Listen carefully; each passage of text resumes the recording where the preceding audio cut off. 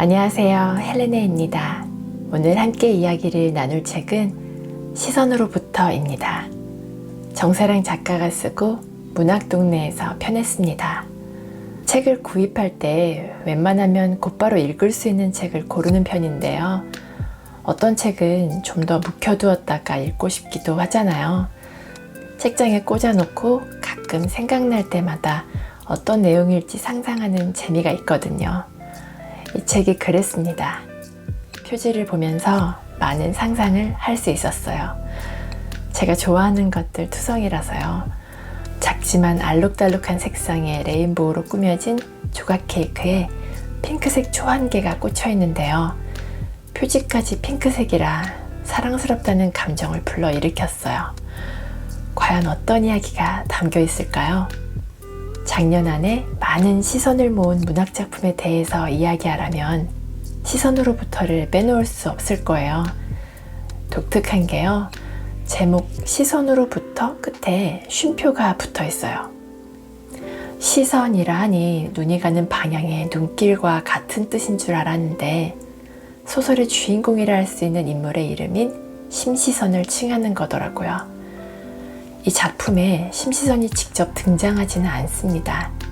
그녀가 남긴 저서와 일화만 언급될 뿐이죠. 심시선이 어떤 사람이냐면요.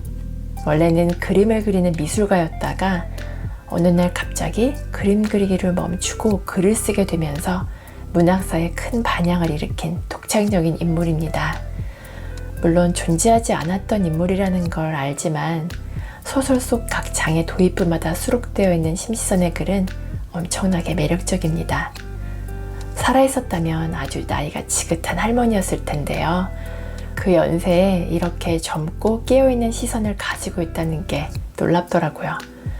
심시선은 한국전쟁 당시 가족들을 모두 잃고 혼자 살아남아 하와이로 이민을 가게 되는데요. 그곳에서 어려움을 겪으면서도 자신의 길을 꿋꿋이 걸어가며 세상의 부조리에 순응하지 않는 당찬 여성으로 묘사됩니다.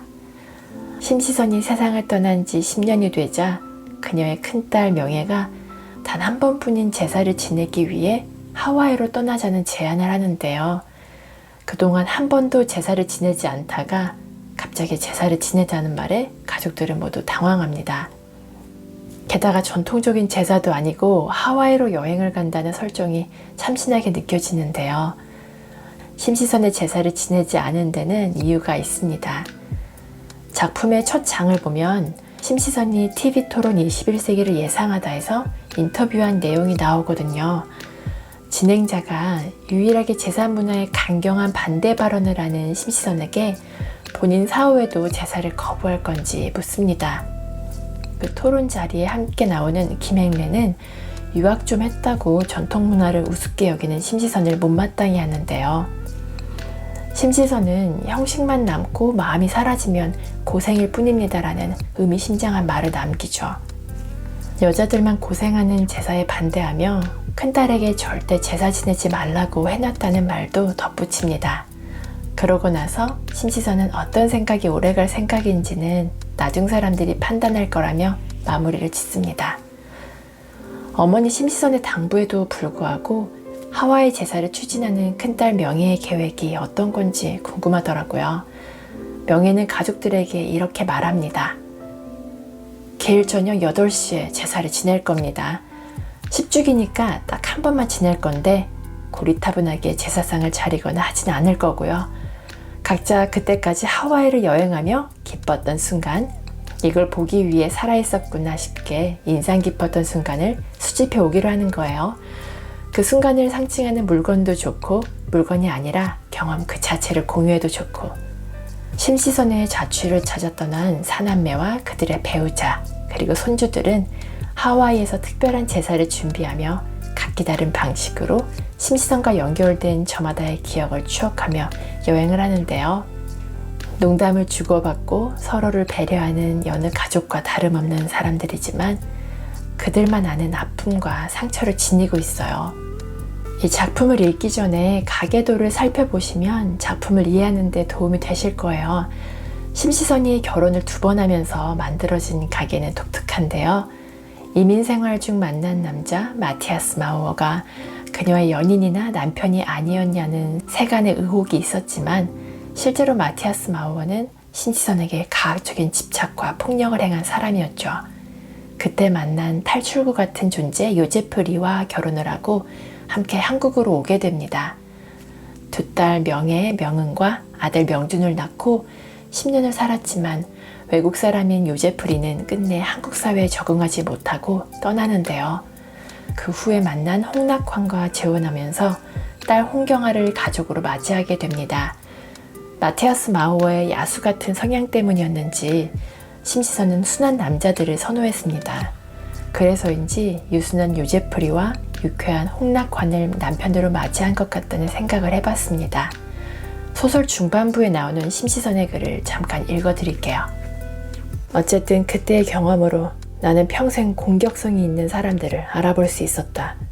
그 공격성이 발현되든 말든 살 밑에 있는 것을 꿰뚫어 볼 수 있었다. 기분 좋게 취했던 이가 돌변하기 직전의 순간을 알았고 발을 밟힌 이가 미처 내뱉지 못한 욕설을 들었고 겸손을 가장한 복수심을 감지했다. 누구에게나 공격성은 있지만 그것이 희미한 사람과 모공에서 화약 냄새가 나는 사람들의 차이는 컸다. 나는 단단히 마음 먹고선 어찌 살았나 싶을 정도로 공격성이 없는 사람들로 주변을 채웠다. 첫 번째 남편도 두 번째 남편도 친구들도 함께 일했던 사람들도 야생에서라면 도태되었을 무른 사람들이었기에 그들을 사랑했다. 그 물음을, 순정함을, 슬픔을, 유약함을. 마티아스 마우어는 그런 면에서 예방주사에 가까웠던 셈인데 그런 예방주사 2번 맞았다간 죽을 일이었다. 폭력은 사람의 인격을 조각한다. 조각하다가 아예 부숴버리기도 하지만 폭력에서 살아남은 사람은 폭력의 기미를 감지할 수도 있게 되는데 그렇게 얻은 감지력을 유용하게 쓰는 사람도 있고 절망에 방치해버리는 사람도 있어서 한 가지 결로 말할 수는 없다. 나는 치욕스러운 경험도 요긴한 자원으로 썼으니 아주 물음표는 아니었던 듯하다. 심시선은 가족들에게 긍정적인 영향력을 남겼는데요. 딸들은 엄마의 멋진 모습을 담고 싶어하고 손주들은 할머니가 살아있어서 계속 대화했으면 좋겠다는 생각을 하죠. 심지어 하나뿐인 며느리 난정도 시어머니 심시선을 그리워합니다. 난정이 바라본 심시선은 자신의 일에 몰두하느라 그저 무관심한 시어머니가 아니었고 며느리에게조차 겉도는 대화는 하지 않았던 사람으로 남아있는데요.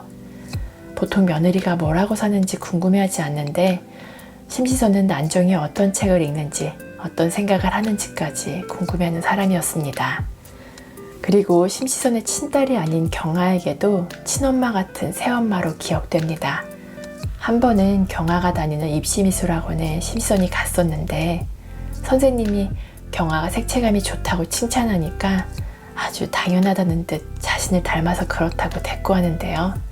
온 국민이 경아가 심시선의 친딸이 아닌 걸 아는데 심시선만 항상 경아를 자신의 친딸로 착각했다는 거예요.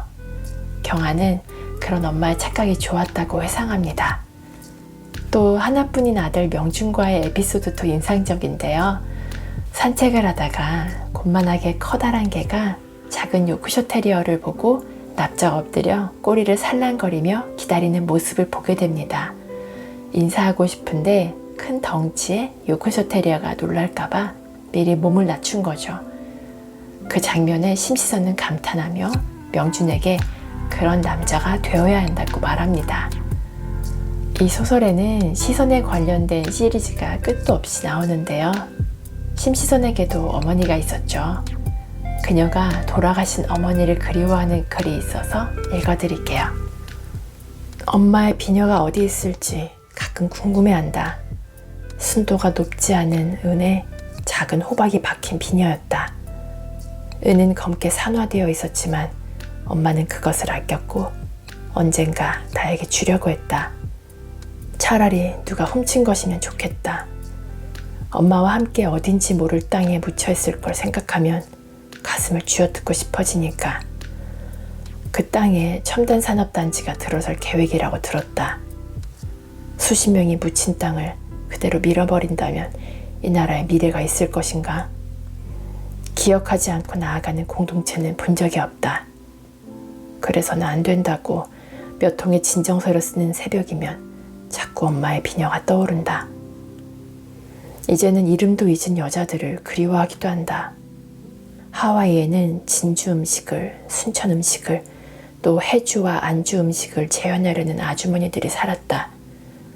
아주머니들의 이름을 잊고도 음식 맛은 가끔 혀끝에 돈다. 내가 먹었던 한식 중에 가장 대단했던 것은 그때 먹었던 것이다. 그 친절을 어찌 잊고 있었을까? 그렇게 다른 재료로도 익숙한 음식을 만들어 막 도착한 일을 살찌우려 했던, 월세 걱정을 하면서도 어려운 고국에 돈을 보내던 사람들을, 이제 내가 그 아주머니들보다 나이가 많은데 나는 영영 음식을 못하는 사람으로 남았으니 비척거리는 젊은이가 찾아와도 먹일 것이 없다. 나이가 들면 자연스럽게 손맛이 생길 줄 알았는데 아니었다. 아무것도 당연히 솟아나진 않는구나 싶고 나는 나대로 젊은이들에게 할 몫을 한 것이면 좋겠다. 낙과 같은 나의 실패와 방황을 양분 삼아 다음 세대가 덜 헤맨다면 그것은 의미가 있을 것이다. 심시선이 살았던 시대나 지금이나 폭력과 부조리는 사라지지 않고 있습니다. 특히 여성은 가해자이기보다 피해자죠. 물론 세상이 조금씩 달라지고 있지만 어떤 면에서는 여전한 것들이 남아있고 그것들이 영원할 거라는 생각을 하게 되는데요. 책을 다 읽고 나서 직접 본 적도 없는 심시선이라는 인물이 그립기까지 하더라고요. 그래서일까요? 세계의 난폭함에 대해 진보적인 발언을 했던 용기 있는 어른 심시선을 소설에 등장하는 다른 인물들조차 잊지 못합니다. 3대에 걸친 심시선의 후손들은 이 작품의 제목처럼 시선으로부터 뻗어나온 존재들입니다. 어떻게 보면 심시선에 비해 특별할 게 없어 보이지만 심시선의 조각이 한 사람 한 사람에게 있어서 나름의 강단을 가지고 있죠. 예민하고 연약하면서도 세상에 반응하며 각자의 소리를 내거든요. 하와이에서 심시선의 가족들이 무엇을 깨닫고 얻어가는지 책을 직접 읽어보시면 좋을 거예요. 오늘도 끝까지 함께 해주셔서 감사드리고요. 구독과 좋아요, 댓글은 큰 힘이 되니 꼭 기억해 주세요. 즐거운 하루 보내시고 다음에 또 만나요.